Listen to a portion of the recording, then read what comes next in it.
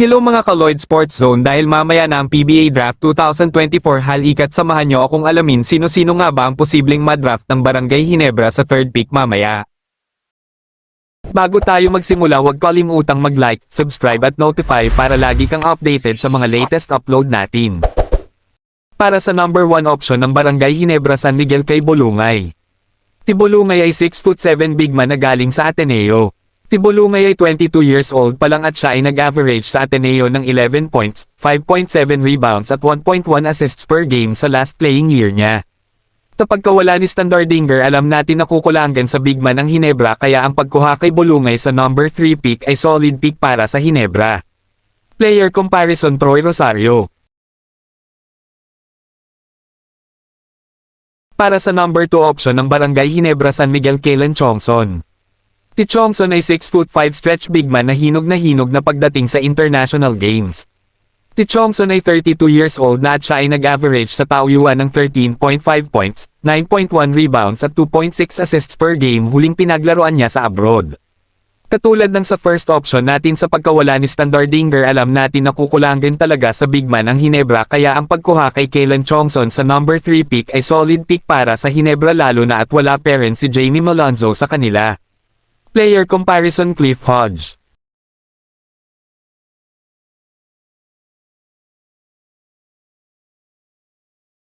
Para naman sa third option ng Barangay Ginebra sa third overall pick ay si RJ Abarrientos. Masasabi nating isa sa mga safe option ng Ginebra ay si Abarrientos, dahil alam naman natin ang kalidad na meron si Abarrientos, at lalo na ay nagkakaedad na si Tenorio at ilang season na lang ang itatagal nito sa PBA, ay ang pagkuha kay Abarrientos ay makakatulong talaga para sa team kung point guard ang kukunin nila. Si Abarrientos ay nag-average sa KBL ng 13.6 points, 4.8 assists at 2.9 rebounds per game last season. Player comparison: LA Tenorio. Para naman sa last option ng Barangay Ginebra sa third pick nila ay si Jonel Policarpio. Dahil sa kakulangan ngayon ng Ginebra sa 3 at 4 position, si Policarpio ang best available para kunin nila sa spot na yun, dahil si Policarpio ay isang 6'5" na wingman. Si Policarpio ay nag-average ng 9.5 points, 1.39 assists at 3.7 rebounds per game last season sa Lasal. Ang stretch at length ni Policarpio ay makakatulong talaga sa Ginebra kapag ito ang kinuha nila para sa third overall pick nila. Player comparison: Gabe Norwood.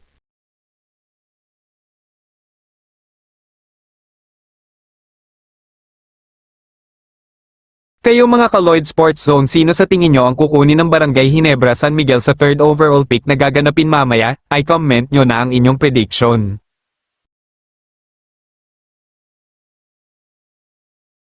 Bago matapos ang ating video, huwag kalimutang mag-subscribe at like para lagi kang updated sa mga latest upload natin. Salamat ka-Lloyd Sports Zone.